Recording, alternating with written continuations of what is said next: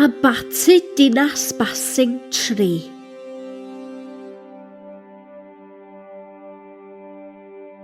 Roedd y mynachod yn helpu pobl Tre Ffynnon trwy gynnig ysbyty, bwyd ac elusen.